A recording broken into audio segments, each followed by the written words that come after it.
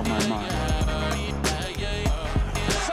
in a parachute has just landed on the edge of the ring.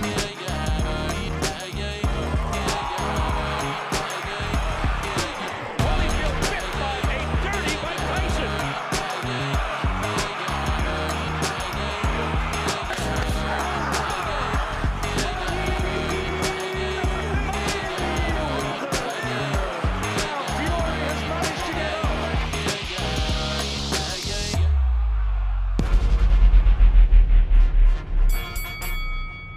Hello and welcome to episode 52 of the award-winning Combat Sports Podcast, The Boxing Show, with me, your host, Rob Tebbert. As always, I'd like to remind everybody to please like, comment and subscribe. Turn your notifications on for more boxing content. Now that's out of the way. I am joined by the usual twosome of Mr. Barry Jones and Mr. Andy Clark as we look ahead to this weekend, next weekend, but we're filming early, Cinco de Mayo, Canelo Alvarez against Jaime Munguia. How are we doing, guys? I just got attacked by. There's a picture here. I got to sit talking to the microphone. There's a picture here of Mike Tyson. You probably can't see it. He just fell and hit me on the head, and didn't that hard. Sparring for the Jake Paul fight. Well, he needs.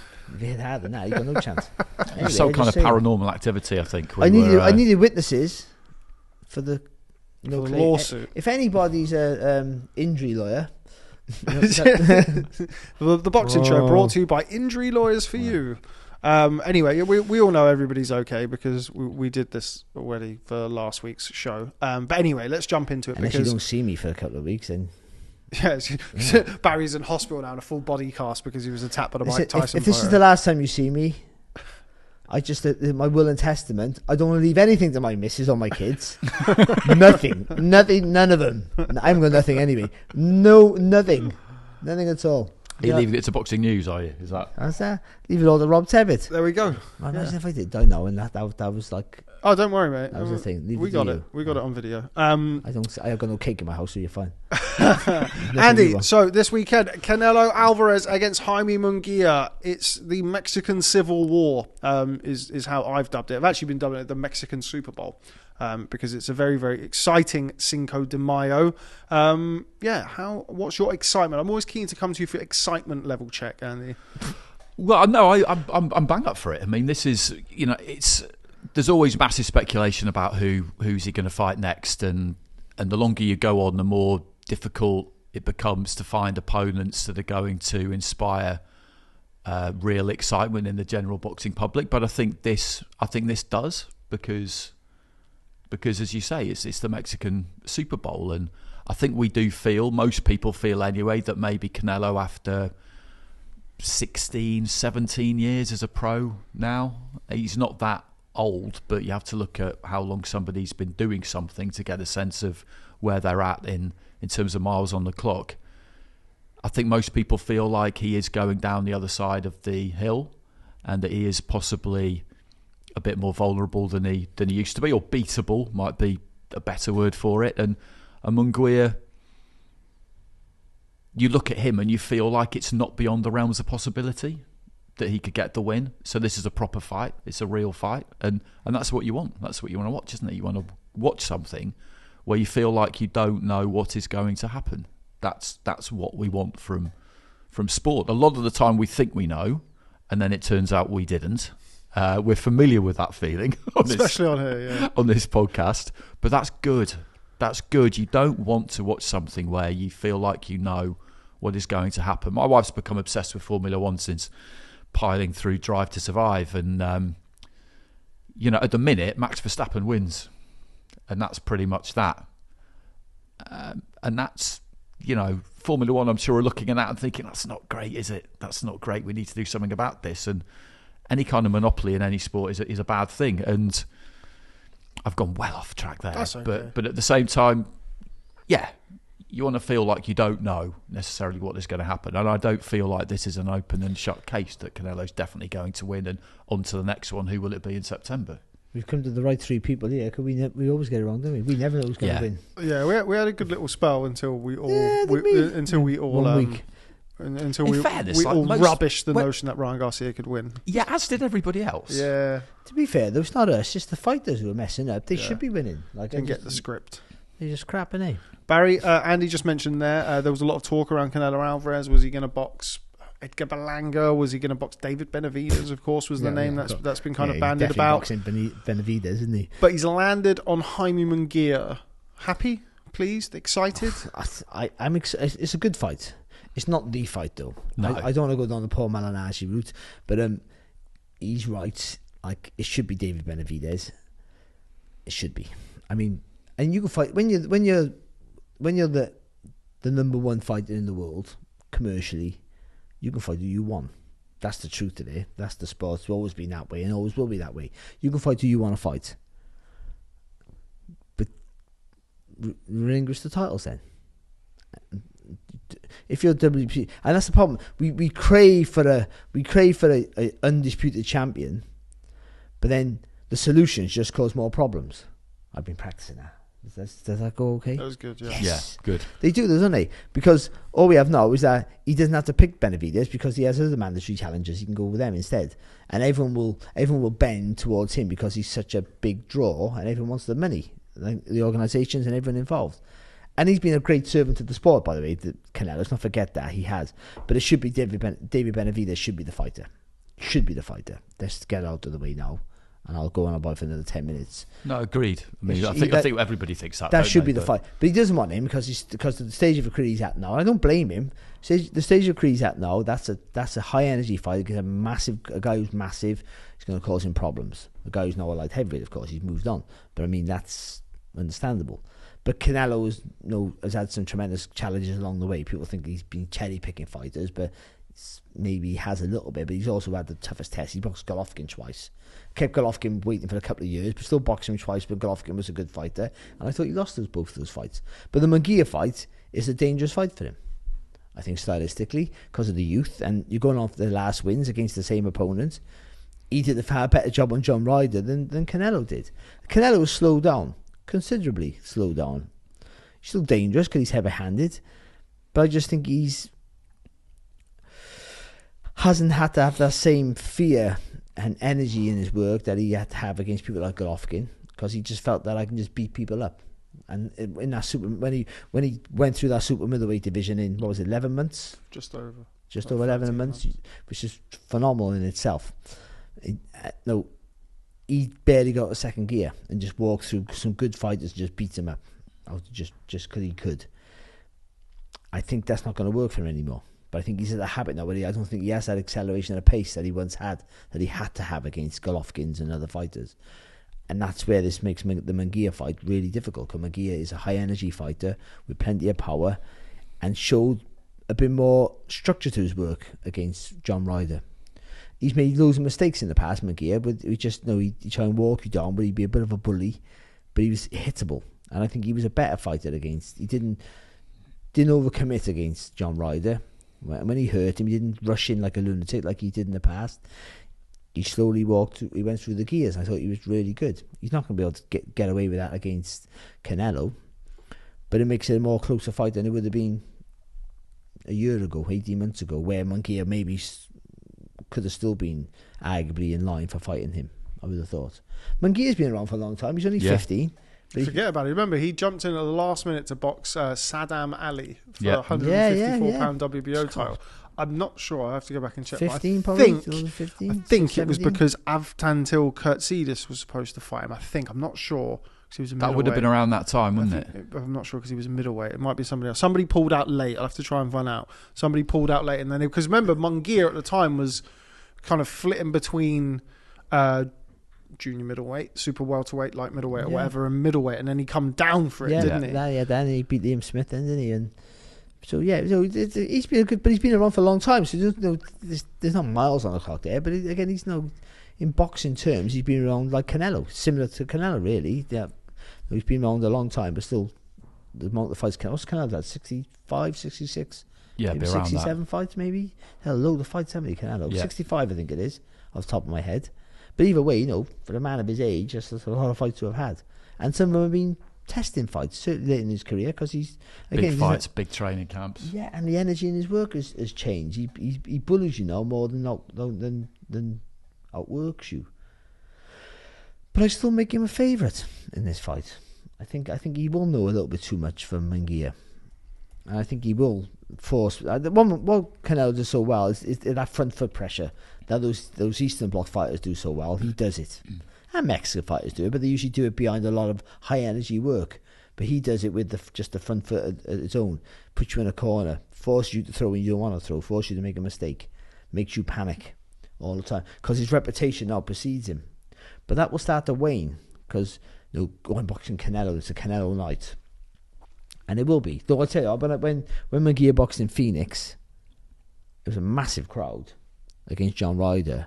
Very loud. He got enough fans of his own, so he'll bring a crowd of his own, I think. Unless they all sold to Canelo fans. But I just think Mexican fans are Mexican fans, aren't they? Do you know what I mean? I don't think they're all like pro Canelo. I don't know. Like, you would be surprised. I think we've mentioned this in the past. And by the way, it was Liam Smith who pulled out because that would have drove me crazy. Liam Smith was supposed to box Saddam Ali, and then he pulled out and Munguia stepped in. But anyway, we've said this in the past that you'd be surprised. Like, we've done some stuff with Canelo in Spanish for Spanish clients. And like around the Triple G3 fight was one of them where it's like, tell us, because that was in the September, so Mexican Independence Weekend. It was like, basically tell us what a great honor it is to fight as a Mexican on Mexican Independence Day, yada, yada, yada.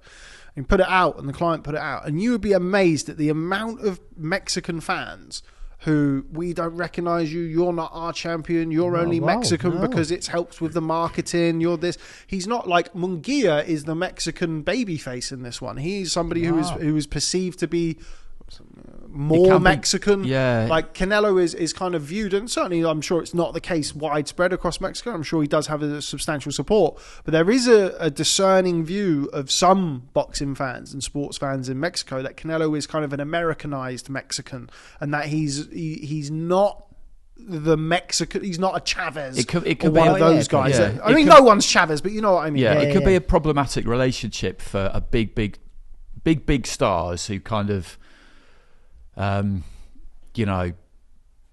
as big as the sport, if you like. Their relationship with their home country can quite often be problematic because they get taken out of their home country almost all of the time, unless in boxing, say, you're from the USA, because everybody needs to go to the USA to make it big. And I still think that's the case. And you tend to get underappreciated for that reason, because people don't really see you as much. Anthony Joshua, although obviously has had his detractors and he's rode that roller coaster like everybody else has, of being brilliant, and then all of a sudden you lose one fight and you're hopeless. He's mostly boxed in the UK, but Amir Khan went and boxed in the USA, didn't he? And British audiences, for some reason, after a while, seemed to decide that maybe he wasn't really the answer, and they'd rather see him lose than see him win. And it's just the way it could go sometimes. And then sport too, you do get to a stage, don't you, where people do want a changing of the guard. And we might kind of be there with Canelo. We might be at that stage where people think he's been amazing, but, would it not be better if we had a bit of an upset here and Munguia beat him for boxing generally? Would that not be more interesting? And the answer is, yeah, it probably would be. And that's the life cycle you're on, isn't it? And resisting it, as Mayweather managed to do, is a very, very, very hard thing to do.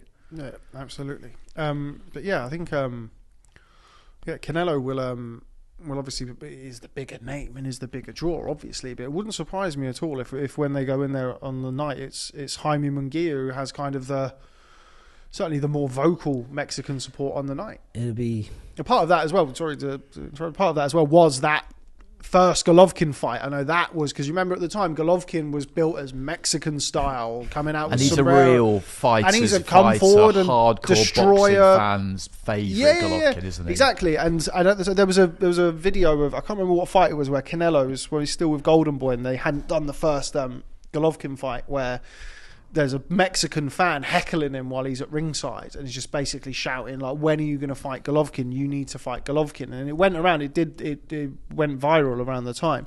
You can see sort of Canelo looking back in disgust at this Mexican fan. But you remember at the time, like, Canelo vacated the WBC title. Like, it was a long, drawn out process getting to that first Golovkin fight, and I think that And had some some of the other impact stuff like on the it. Cotto fight, dragging Cotto down to 155, even though that's supposed to be a WBC world middleweight title fight. People look at stuff like that, and a lot of the time they don't like it. Kovalev, Do by they? all accounts, had a rehydration clause. Like that's sort of one of the things that Mexican fans in some of the stuff that they do say about Canelo, they do look at it as like it's a cherry picker. He's not this, he's not that. Yeah, he's but I bet you though, that's always happened. We never knew because we didn't have probably. internet, and all the people the people want to give information. Though they almost want to volunteer information. Don't they? People just grass themselves up all the time though, thanks to the internet, pretty much. Shout out Ryan I Garcia. don't know. If there's anyone could be any criminal anymore because you just want to tell people, like, yes, I went out last night. Look what I got. It's like a good bullion. But like it's so. But he did fight Golovkin. It was a great fight, and the way he performed. I thought he lost. I thought he lost them both actually. But again, that's another thing that probably people will just put as But a again, it's not his distractor. fault, though, is it? Like he didn't score the fight. I think he showed, but it was a great fight to be. And you couldn't get more of a Mexican standoff like him. I mean, the shots he took off Golovkin. I was ringside for both of them. Like privileged. Now, the first one might be the best fight I'd worked actually. I mean, the shots he took off Golovkin. I mean, no, Golovkin could punch. We all know that. There's no exaggeration there. So how hard he could hit. Like he punched right through Canelo's head. I mean, he took his jaw off. Flush. The Canelo's a massive, like since he boxed Mayweather, of riding a shot. But some of those Golovkin shots he took flush. Yeah. And he didn't even blink. And that was more impressive than the shot. You know it's good when you should be praising the punch and you're just thinking, fucking hell, he's not only just he's not still standing, he's like he didn't even blink. He didn't like nothing, no reaction, he just fired back. Unbelievable. It was a great fight to be in. And if you were a Mexican fan, you'd love him for that alone. I can't say you wouldn't. But the Benavidez thing leaves a bad taste in the mouth. He's at a stage of his career now, he's just thinking, why do I want to fight Benavidez for those millions of punches? He's massive. Like, it's just a hard fight for me, where I can earn the same amount of money for boxing anybody. But Munguia's not an easy touch. He's not an easy touch. I think Canelo's got to get on him quick. I'm not sure if Canelo can be as effective as that anymore. I think you got to get him quick, put him in his place quick. Use that experience. That's why I thought if it was a pro Canelo crowd, Munguia might not freeze, but be aware of, I'm in a mega fight here now. You've been in big fights in big stadium. Now that Phoenix, let's go back to Phoenix fight, his last fight. It was packed out. By the way, Phoenix is like the home. It might be the new home of boxing because it's packed out really early, and it was a brilliant atmosphere. But they were loud and they were vocal and they loved Munguia. They really did. It was a hard night for that might have been just as hard night for John Ryder than it was for going to Guadalajara. Did I say that correctly? Mm-hmm. Going to Mexico for Canelo, like, to be honest, because it was like a cauldron in there. So he has his own fans, but this would be a different level for him. It will be. And I thought if they're all pro Canelo, he might be aware of it, and I'd be a part for Canelo just to show, listen, you're at the big leagues now, and I'll put the pressure on you, and you'll panic a little bit. I wonder what that Mexican homecoming was like for Canelo, because I bet it was really, really hard work, because everybody would have felt down there that he owed them some of his time. I bet it was another level of obligation that he felt, or that other people felt that he owed them, that probably made him think, I can't really do this again, because it's just so kind of the pressure that comes with it, basically. Having been away for so long and then going back home, I wouldn't be surprised if he's not rushing to do that again. Yeah, and I also feel like, obviously financially, I don't think it makes that much sense for him either. But as far as kind of the fight week goes, yeah, I think you're right. You sort of get into we're not even fighters. Like, we get into a routine of doing a fight week, and like for him, like doing a fight week in Vegas and doing it at home, like properly at home as well. He was really really far in there. Is completely different. I think this is his last fight. His last fight. You I don't think he'll it's box possible. again? I think it's possible. I think he might win. I think he'll win, but I think he might see a big enough decline to go. What? Unless it's a massive fight for him, that's not Benavidez. And also, if he shows a decline here and there's an injury or something, and you can go, I'm at an age now where I'm getting injured, I gotta call it a day, where that Benavidez thing's always going to be on his shoulder. If he carries on, and he still evades Benavidez, he's just, it's going to be his whole career. The outlook of how people see him will be changed dramatically. It ended up being, he dodged, and then you look at other fighters, you sort of half dodge, like all fighters have done. You go towards the money fights, don't you? But people forget he boxed them. No, say that. You can't. We giving fighters credit for boxing good fighters, but they is good fighters were like Mayweather when he was young. But it was a massive financial reward, and you don't lose when you lose to Mayweather. You know what I mean? It's one of those, like boxing Canelo. You don't really lose when you lose to Canelo because you lost to bloody Canelo. As long as you put up a good display, you can come back from it unless he batters you into oblivion.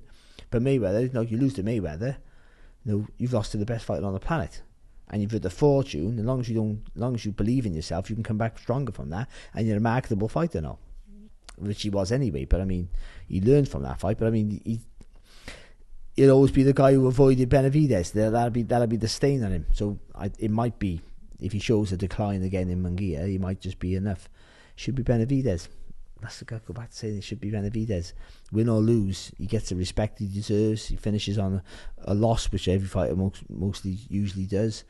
But he gets the respect that he fought pretty much at whatever point in their career every top fighter in his weight division, which he almost pretty much did.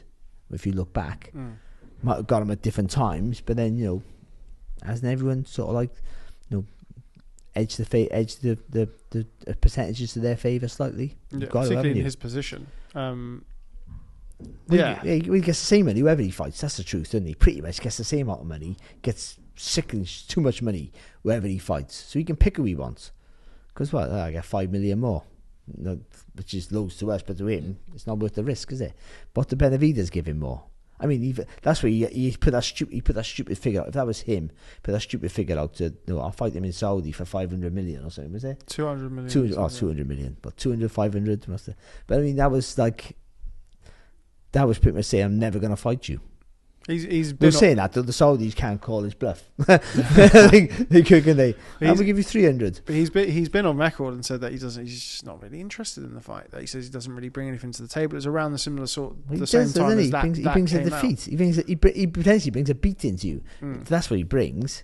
I think it's a great fight because Canelo's slowed down enough now, and Canelo's tough, and he has a great chin, and Benavidez will hold his feet. I think so. I think that would be the best fight. It might be the best for the go out. I think he gets beat now. I think I've changed my mind. I thought Canelo. When did we do the thing last year? We do it all the time. Like every time either one of them fights, it's obviously it becomes a big fixture of. But no, boxed Andre in November, didn't he? Yeah. Right. So, but no, I think maybe he could beat Canelo. I mean, we'll see. I think we'll see what we see in Canelo against Munguia. That's the important part. He looks there. Munguia could beat him. By the way, I genuinely think he could beat him. The energy he has, the power he has, the size. He's a big guy. I think Canelo's massive now, but I mean, naturally, for where he's come from, I do think that Munguia can cause him problems, and I think he shows a good discipline and the energy in his work. That's the important part of this fight, because Canelo is one pace now. Canelo used to be always walk you down, but all of a sudden he could go bam, bam, bam, bam with really fast, hard shots. He doesn't really do that now, do he? It's all bam, bam, bam, bam. No, he could have closed the ring down better against John Ryder, who boxed really well against him, but he could have closed the ring down better, and he chose not to. Or he can't do it. He can't pull the trigger. He can't accelerate his feet like he used to. And that's a sign of age, wear and tear, or just the energy's different now. You have to conserve yourself a little bit more than you used to have to because you're getting older. So yeah, so I think it's thought with danger here for Canelo. But you've got to go with the experience, haven't you? I think you have to go with a guy who knows a little bit more, in the trenches, and you have to see Canelo will just know a little bit too much. Andy, Canelo, obviously 33, but this will be his 65th professional fight. Do you think there's a chance that this will be the last time we see him? Yeah, I think there is a chance.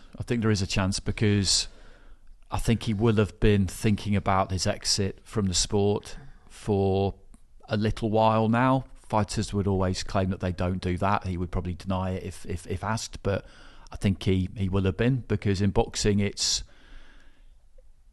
a big decision, and it is really one, particularly if you're as big as him and you're the business that he is and you generate the money that he does, it is one that you get to make, much more so than in other sports, where basically the sport will essentially retire you, because it will be required that you play in this tournament or play in this league, and this is the fixture that you have to fulfill, and you don't have any choice about it, and they come thick and fast and they get a bit too much for you, you can't really take it anymore, and then you're done. And boxing's not quite like that. And when you're a massive name, you want to try and make sure that you get that exit right. And if he has a night against Munguia where he still wins, but it was hard, and he can feel in there that maybe, and he'll have felt this in camp if it's the case, that maybe he's not quite seeing the punches coming in the same way that he used to, and he's not able to avoid them in the same way that he used to, or if he's seeing openings but not quite able to take them in the way that he used to, then those are all clues. And that could be enough of a prompt for him to think, okay, I think it's time to go. I was talking to Frotch about this last year, and we all thought that he was going to fight Chavez, but I think in his own head, after he beat George Groves a second time, that was never really going to happen, because talking to him about the build-up to the second Groves fight, he said that training for that fight, he knew that it would be his last fight. For all those reasons, that he wasn't quite able to avoid punches that previously he knew that he'd been able to avoid. I know he wasn't as big on avoiding shots as some people, Frotch, but he wasn't maybe able to take the sting off them or ride them in the way that he used to, and he wasn't able to capitalise on openings in the way that he used to. And so he thought, okay, one more, and then now is the right time, because at that stage he'd made the money. Obviously it came really late in his career. That's not an issue for Canelo. He's made all the money you could possibly want. And what he doesn't want is to end up losing a fight, because it's really hard to go out on a defeat.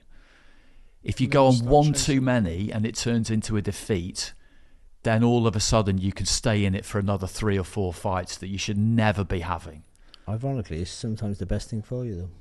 Yeah, can be, but just so few people. It's the full stop, isn't it? So few people. You look at the end of careers, even with really good fighters, and quite often it's kind of 3 defeats in their last 4, isn't it?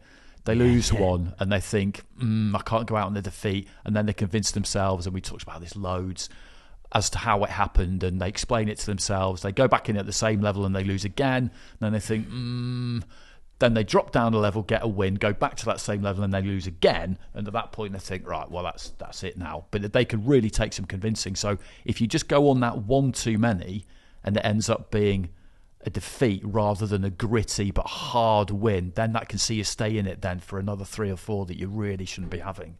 And also, there's very usually any tell in the training camp. Training sharp, your training goes well. They always say this. I know they say that all the time.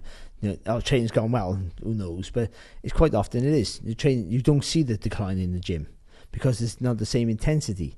But that vision you talked about, that's exactly what it is. Come fight night, you see the punch a millisecond too late, which means your punch resistance is not as good because you don't tense for it, or like that. You see it. You see the opportunity, but you just haven't pulled the trigger quick enough, and then you just missed it. Where before you always just hit it, and in training you were always hitting the mark. You would always ride in the shots. You would always slip in the punches because they're not fighting, even though they're trying to spar and pattern, trying to knock you out. It's just a different intensity, and also you got the head guard on the bigger gloves. They're harder to slip, so you sort of bear that in mind about slipping punches and stuff and blocking and hitting. Or more accurate you will be.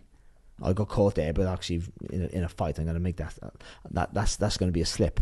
I'm 2 inches thicker with the head guard. So you sort of factor all that in, so you don't see the decline in training. You're still training hard, you're feeling good. And sometimes when you get older, you have more discipline, so you make the weight better because you're more mature, so you'll discipline yourself better. And also you've been through camps before, so you just get into that mode.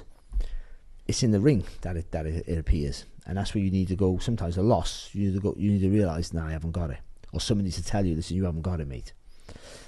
And you listen to the trainers, and you go, well, what happened? And you go, I don't know, he was great in the gym, or she was great in the gym, but just didn't work out on the night. And you go, and then you'll lie to yourself usually and go, that's, I didn't really run as hard as I should have, or my fucking fingers hurt. You'll find an excuse. He caught me early and I couldn't really recover, but next time.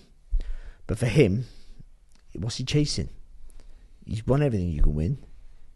He's got all the money you could need. He should have all the respect. There'll be little things that people will talk about, but looking back, if people don't look back on his career, nothing but what a servant he's been to the sport, you're a fucking idiot. I can't believe it. Like, he's been in some tremendous fights. He's boxing really good. He brought loads of money into the sport as well.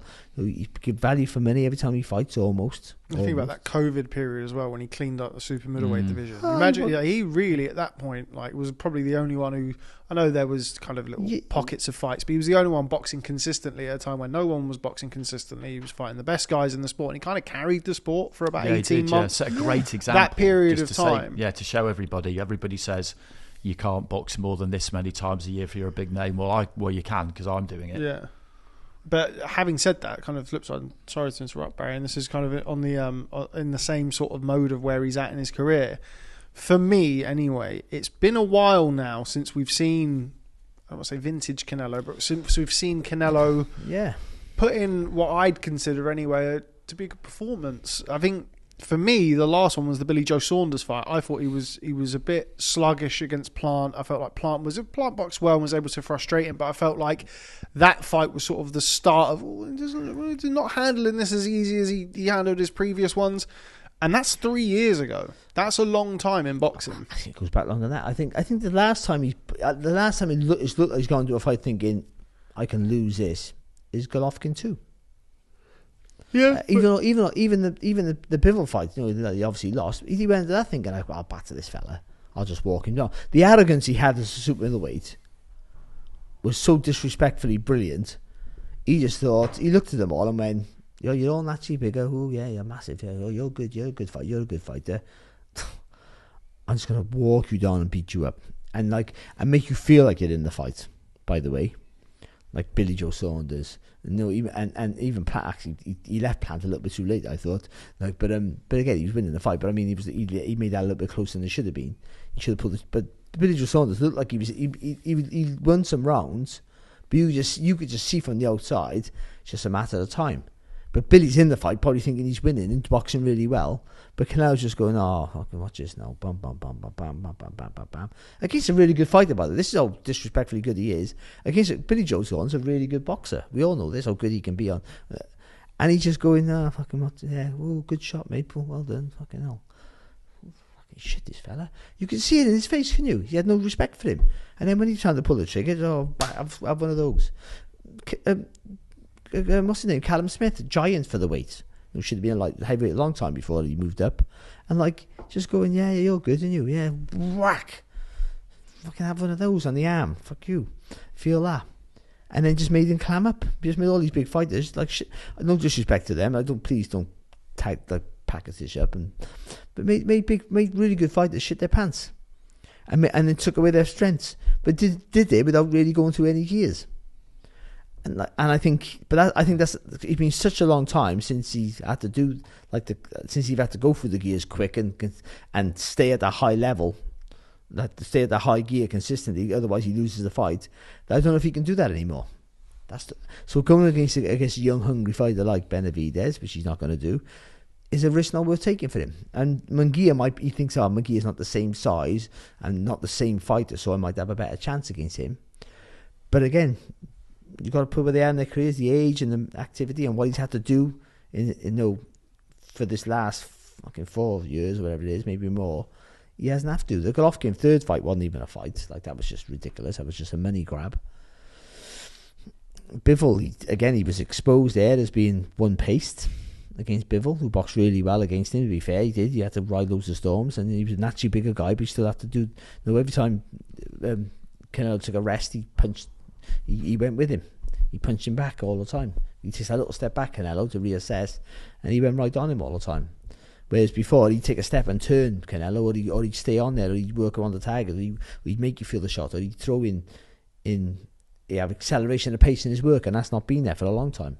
And I think, I hope I'm wrong, and I wish you could tell me, but I think the last time he's had to show that consistently throughout a fight was Golovkin 2, which is 2018.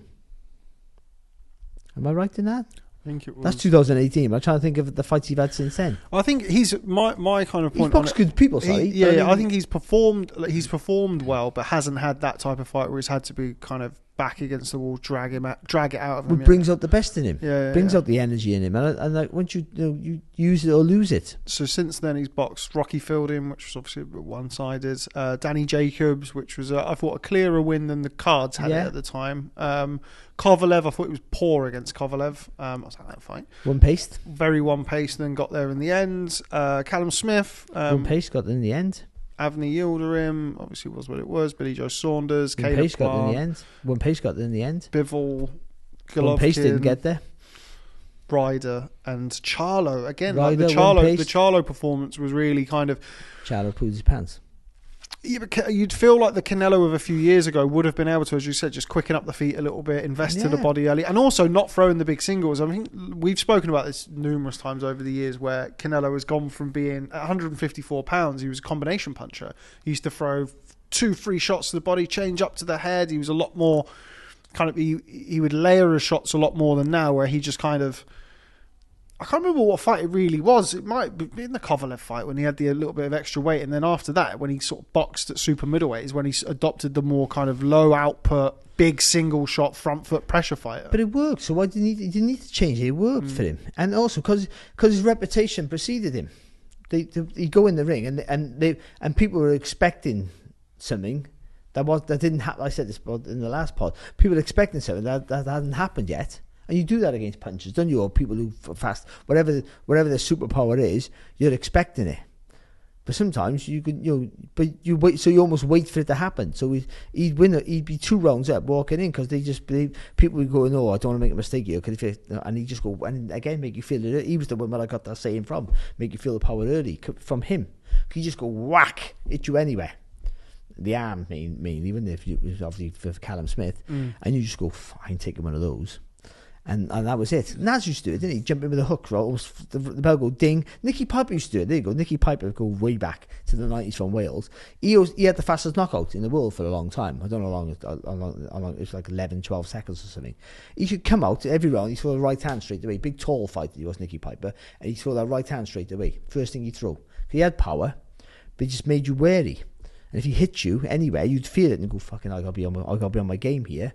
And that makes you overthink things and tense up, and then you end up overthinking things and not doing any work, and allows you haven't got to rush your work. Then you can just walk up to him and just, thanks, well, you're overthinking stuff. I'll just walk up to you and go bam, bam, bam. Where against Golovkin, people like that, he couldn't do that. You have to be sharp and accurate and throw in. I mean, if there's a gap, you have to make every use of that gap and throw in 2s and 3s and move after you through the punches. Very importantly. Where against the other guys, all good fighters, by the way, all of them really good fighters.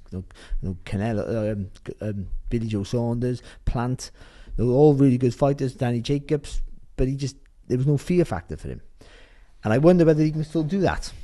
That's a long list you read out there too. That's a lot of fights, and it's a lot of rounds because stoppages that did come generally came deep, didn't they? And it's like I say, it's all the training camps, it's all the wear and tear, it's the mental pressure of being him. And when you're that big entity, that corporation, if you like, that just juggernaut, I wonder where he's at in terms of his motivation. Is the Canelo train just keeping on rolling down the track? Because how can you really stop it? I mean, he can stop it, but he's got to make a big move to stop it.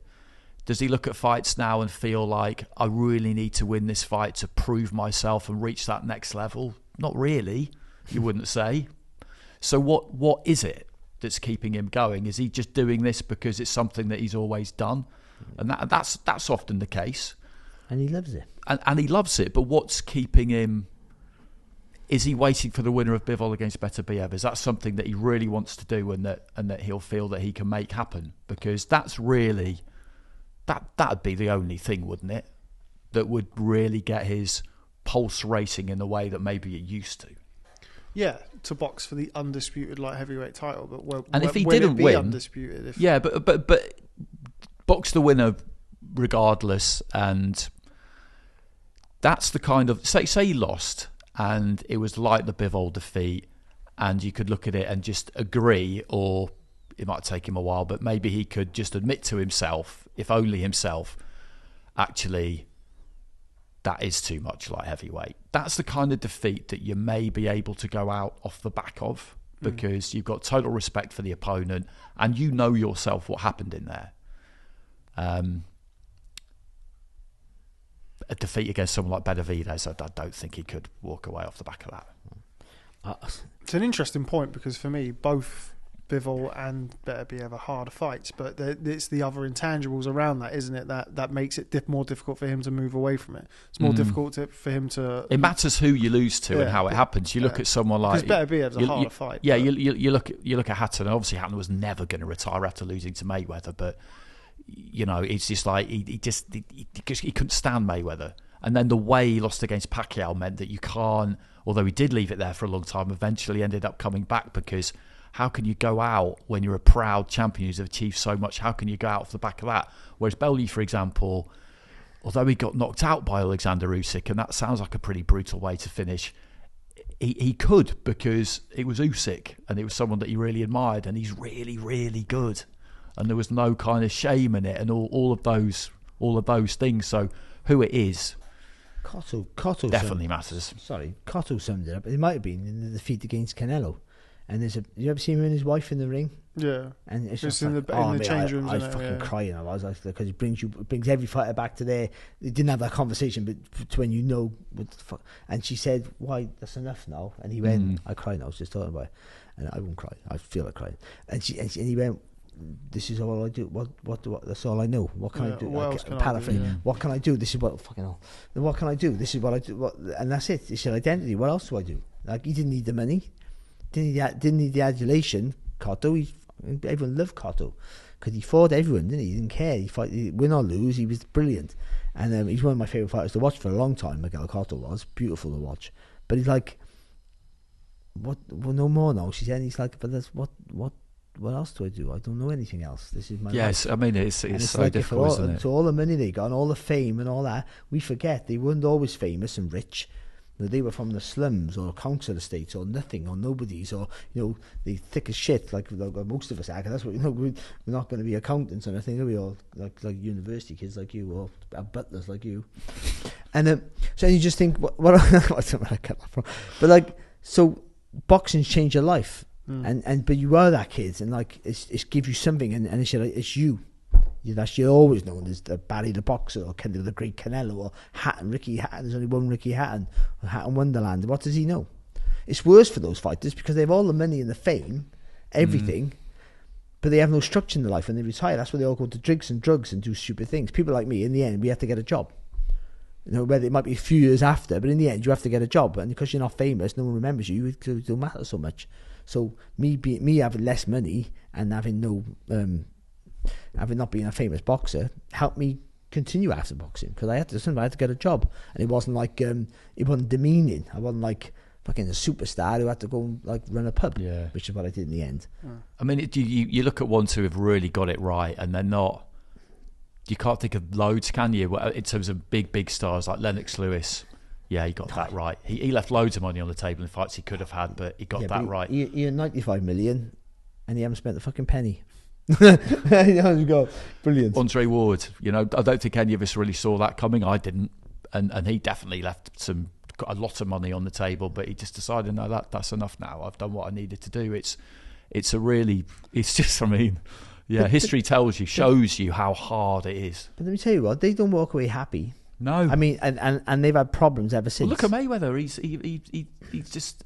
He can't leave it alone. No, of course he can't. It's the double-edged sword, isn't it? In order to be a Canelo, or in order to be a Mayweather, or I know you got outright, or an Andre Ward, or somebody like that, you have to operate at such a level of obsession with the sport and such a level of dedication that when it comes time to turn it off, it's not a healthy way to live. No, it is. It's not a healthy way to live. It's an addiction, isn't it? Yeah, it's like selfish. And like any addiction, you talk about quitting all the time, but you can't do it.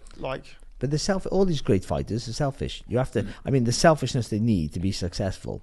I mean, I could never. I wasn't good enough, but I couldn't have been that. I don't think I could have been as selfish as it takes to be that good, to be that they literally don't. No one matters to them. I mean, when people say about their in fights, I thought about my missus, my kids, and you don't think about no one but yourself in a fight. It's all about, and it should be just about you because you're the one getting hurt. But like most great boxers who have great careers are like that throughout their career. Everyone takes second best. Everyone. Their families suffer. Everyone suffers for you to chase your dream. And it happens. It happened to me and my family. Like, it happens to all families, really. But I mean, the ones who are truly successful, their kids and their wife, as much as they love them, they give them everything they want. Time, they don't get the time with them. Yeah. They suffer. And you talk to every boxer. They come second. They'll tell you, and they have to come second. Yeah. But it's also, I don't know if the balance is right, because they're still your kids. You never get that time back. You never get that time back with your kids and your wife. They suffer. The relationships suffer from it. Because then all of a sudden you retire, your wife goes, hang on, it's my turn now. You go, what do you mean your turn?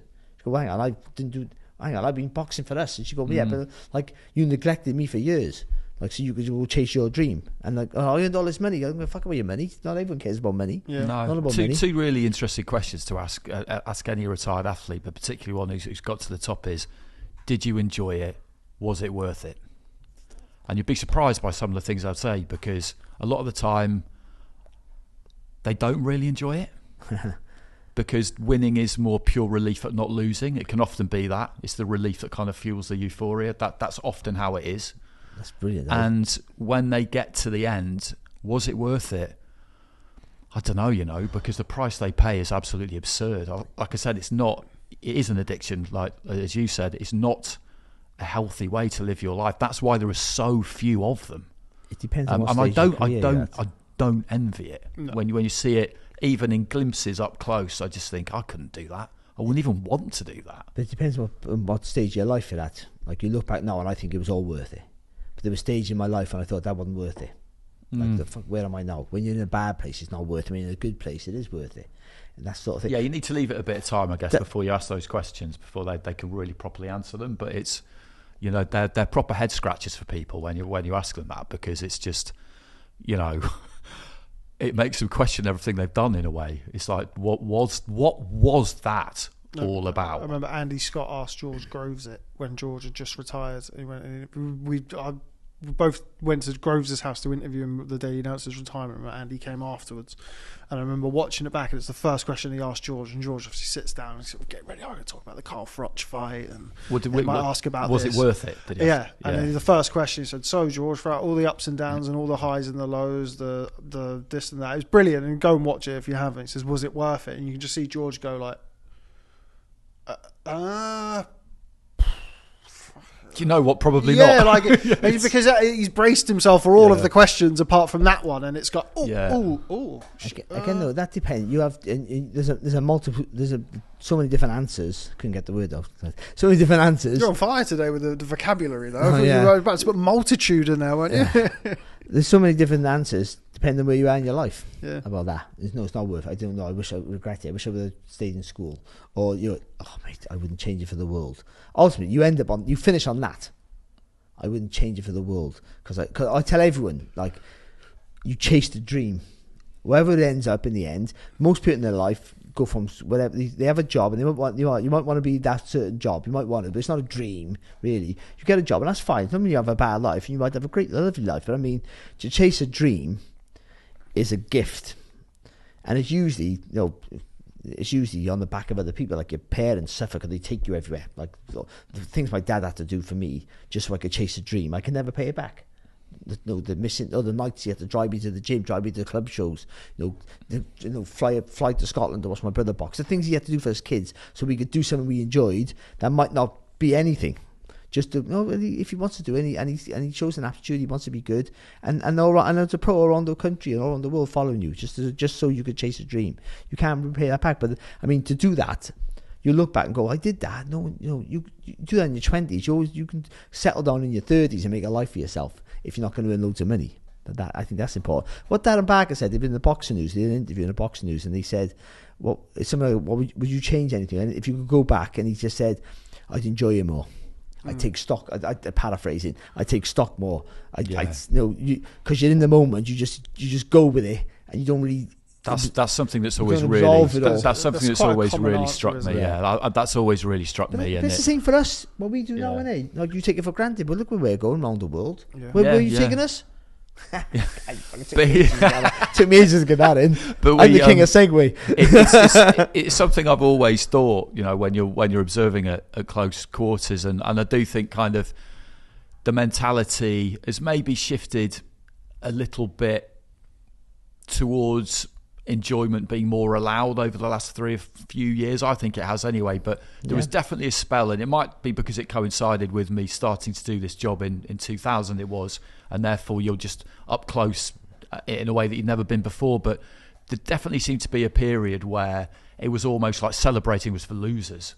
If you celebrated, it was because you were surprised you had won and you weren't expecting to win, which means you're a loser. Real winners always expect to win, so it's not a big deal. That wasn't something unpredictable that happened there. That's what we expected. Right, bosh, on to the next one. I mean, what the fuck is that? But there was a lot of that. There was a lot of that in the 2000s. I certainly feel like it's not just something I imagined. And That's all of a because sudden, that O was important, wasn't it? More than ever back then, I think. yeah, and that's not. That for me is people did sustain it, so I'm talking nonsense really, but that just seemed to me to be a joyless and unsustainable way to live your life. But then the more you look at it, you think maybe that life does have to be joyless and borderline unsustainable, which is why I would never have wanted to do it. And why the people who reach the very, very top are an even smaller percentage of those who reach the actual sport themselves. Right. Absolutely brutal. We're going to have to move on. We've got about 20 minutes left, and it's just occurred to me that there's another fight a couple of days after this fight that we should probably spend a little bit of time talking about for the next 10, 15 minutes or so. Boring fight, though. Barry, going to come to you first. I am, of course, talking about the undisputed super bantamweight world champion Naoya Inoue, who returns against Mexican bad boy Luis Nery on the 6th of May in Tokyo. Explosive fight. Been a fight many, many years in the making. It's been one that the real losers amongst us, have been very much looking forward to. There's a lot of backstory and there's a lot of history between Luis Nery, Naoya Inoue, and indeed the great fighting nation of Japan. He might not get in. He still might not get in. I'm not convinced he's going to get in the country. They'll let him in. If he wins, he might not get out. But he'll let him in. Imagine if he missed the weight and they went through with the fight and anyway. chins Inoue. My God. He might not get out. He might not get out of the airport. Actually, I can't believe he won't do something stupid. Nery, to be honest, but it's a good fight. But there's only one winner. Ultimately, I can't see how Inoue just doesn't chin him at some point.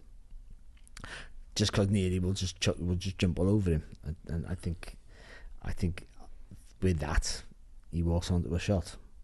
The thing with Inoue, he's not unhittable, but he keeps his shape all the time, and his balance is brilliant. So even when you rush him, he can always land with a decent shot because he's never off balance ever. And the moving up in weight, I thought, because he looked so slender, doesn't he? But I think it's helped him. I thought it might be a hindrance. I don't think it has, actually. I don't think it has at all. I think he feels like he got more, he can see more, he got more time to sit down on his shots, to pick his punches. I do. I think it's a brilliant fight. I think it'll be really entertaining because Nery won't stop trying as long as he's in there, and he'll have success, I think, unless he gets caught with the first shot. But ultimately, it's hard. You can't bet against Inoue. That's the truth of it. And in Japan as well, which he's a superstar in, Paul Malignaggi. He's an absolute super. No, was it Paul Malignaggi? Not Paul Malignaggi. Sorry, Paulie. It was the other one. Who was saying that? Tim Bradley. Tim Bradley, man. Come on, Tim. Not everything's going to America. But he's actually boxed in America as well, which is a stupid thing. That's right. Yeah, he has and boxed boxed in their America. best fighter, by the way, at that weight. Yeah. So he's it's a good fight. It's a really good fight. But it's been a fight, Andy, that, as I mentioned, we have been looking forward to for a long, long time. That first Shinsuke Yamanaka fight, now infamous Shinsuke Yamanaka fights. The first one was in August of 2017, which, of course, Mr. Nery decided to not make. No, he made the weight for that one. That was the that was the performance-enhancing drug one. Sorry. Anyway, must remember to get that right. But he has been on the outside. I say on the outside. He's obviously subsequently he's won a world title. He's been a world champion and been a very good fighter, Nery. But it's been this big fight that he's been calling out for a long time. Obviously, he had the fight with Brandon Figueroa, who stopped to the body, which is a very entertaining fight. Yeah. He had that unbelievable fight last year with Azat Hovhannissian. That's the one I was thinking. Brilliant fight, unbelievable fight. So he is as equipped as anybody to step up to the plate and challenge Inoue in a way, but I'm assuming, as Barry has just pointed to there, that you'll be backing the monster. Yeah, I think you have to. You're flying in the face of all logic, really, if you don't. But at the same time, he is proven, Nery, and it's not like anyone will ever feel like they can turn down a shot at Undisputed. But if ever anybody might have felt like their particular circumstances would make it advisable not to do it, then it would be his, because going to Japan is going to be an interesting experience for him. But he's the kind of person who you feel would probably relish all of that and manage to use it to his advantage. He's the anti-hero, isn't he? He's he a bad is, boy. And boxing needs really, that as well. So as much as it's not ideal sometimes, we do need those unapologetic bad boys in the sport, and he is one of them. You are. I go to this all the time. Like Danny Joshua's the main. If you're like, you want them to be absolute monsters in the ring, but then like lovely, genteel, like friendly people outside the ring. Like you are. Like I mean, we ideally would love that, especially for young kids and role models. But sometimes it's not realistic. Though, fighters are just horrible, bad people which have found an avenue, an outlet, and they can legally hurt people. That's sometimes what it is. Mike Tyson was an advocate of that. Be who you are. If you're a nasty, horrible prick, be that. Be yourself. Be authentic. And because then again, because alongside you, then will be a lovely guy who's brilliant as well, just as good as you, where everyone's going to want to love, and and you'll make more money being the bastard than you will being the beauty. I would say, or the beast and the beauty. I don't know. I like to swear, but yeah, I think it's still so. Like him being who he is. An absolute raving lunatic. If he's trained well, then we could see something pretty interesting, I think. He'd be fit. He'd be ready. He's, like you say, he's got the credentials. He's got the ability, and when he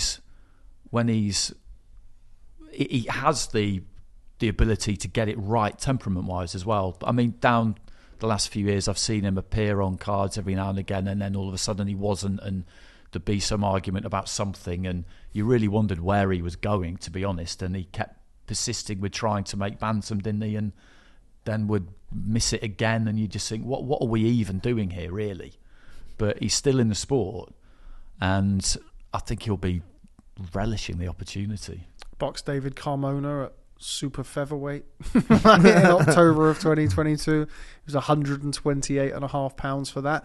But yeah, just a guy who can fight, isn't he? Just a guy who can fight. Get out. And Carmona's been there or thereabouts, hasn't he, for a long time. But this has been a fight that's been talked about for a long time since Nery was up at bantamweight, and obviously the Yamanaka stuff happened.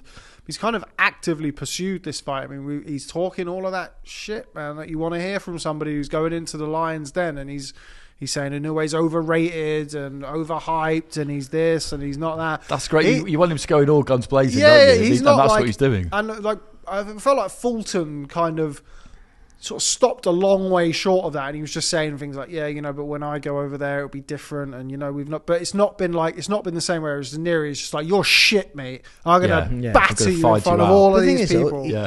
I don't think it's not an act with him. He's just like Danny. Yeah, exactly, 100%. Like he's very much like, he doesn't. One of the things that, with Nery though, is I think he's not your. I mean, he's an offensive fighter and he carries good power, but he's a very good fighter, very technically good, like tricky southpaw. That Hovhannissian fight, he boxed really nicely on the back foot there. He does a lot of things, Barry, that aren't your kind of typical Mexican fighter traits. No, but he will. Like, he'll have to be I think he might try and. I can't see. Either way you look at it against Inoue, you're in trouble.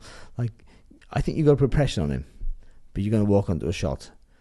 And then I think, maybe you try and get him to fall over his front foot a little bit. But he just doesn't, does he? Exactly. You know what I mean? You don't want to be on the end of those shots. That's where all the power is. When he's supposed to have a nice long like left hook or long right hand.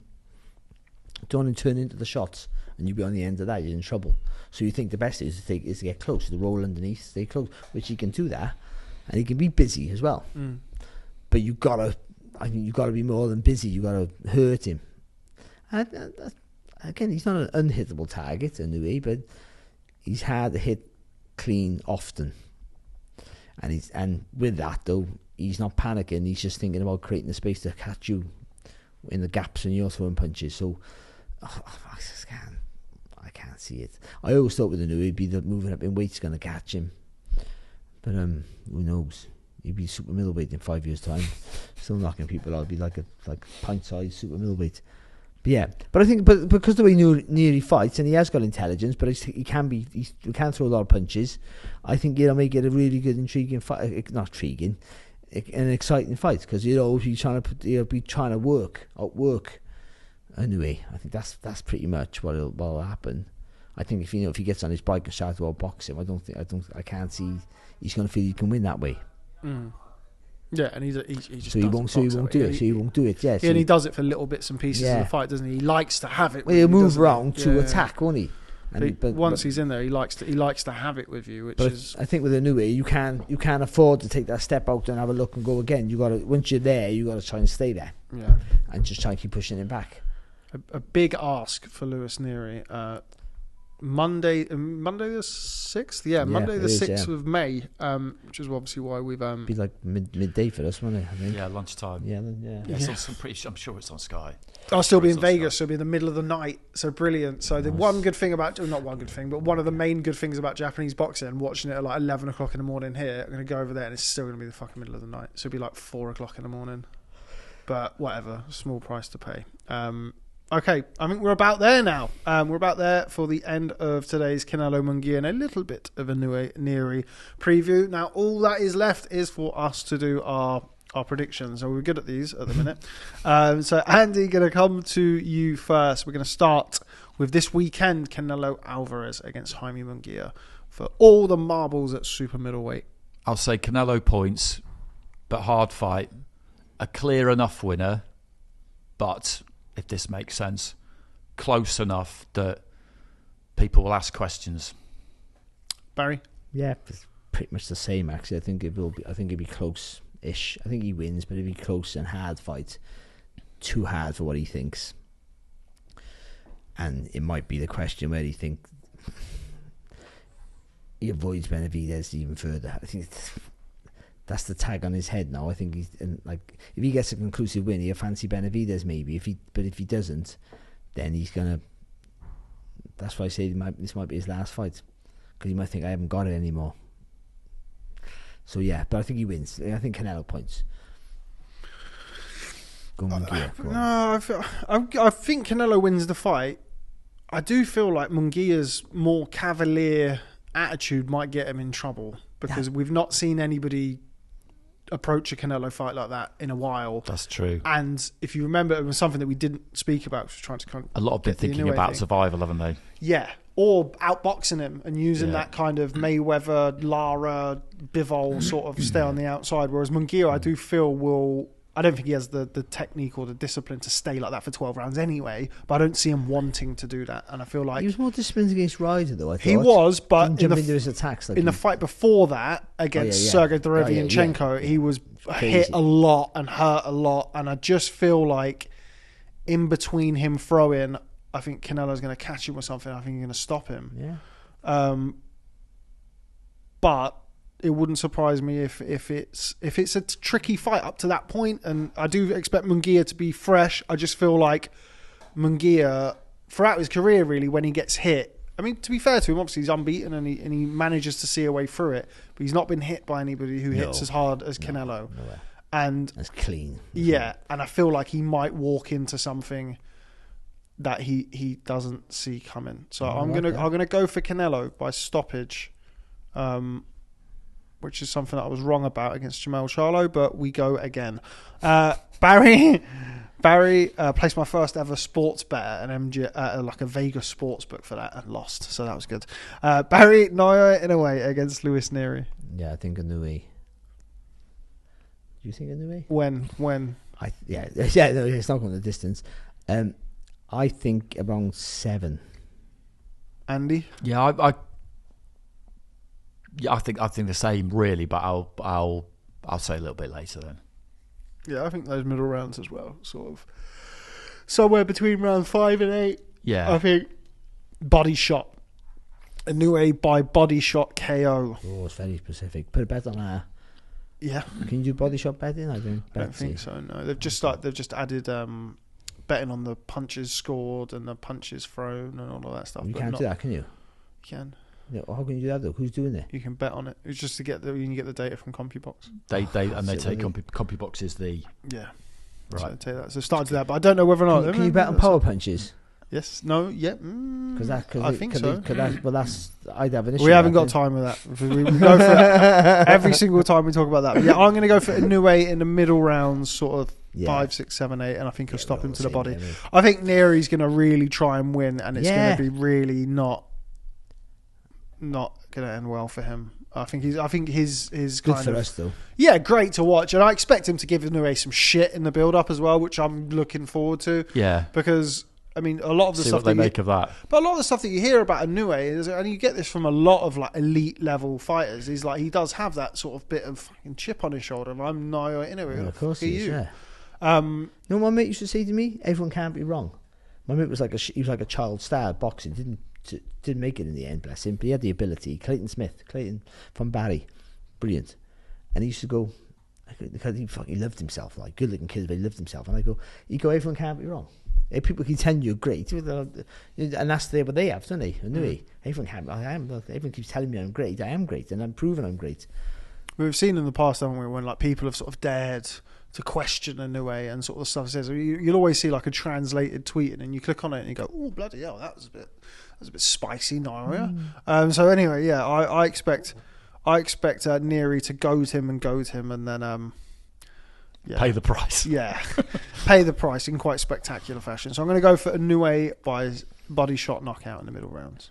By the way, Inoue is the most genteel looking assassin I've ever seen in my life. There's one photo of him, and then there's the photo of Golovkin, where Golovkin's like wearing like the granddad cardigan. Yeah, like, these two are like the most dangerous men. Yeah, that's a great thing. Yeah, that's a brilliant one. That. But okay, let us know in the comments. That brings us to an end of our preview show this week. Let us know in the comments. And also, of course, on the Boxing News app. Who's going to win this weekend? Will it be Canelo or Munguia? Or will it be Inoue or Lewis Nery? Let us know, and we'll catch up with you next time.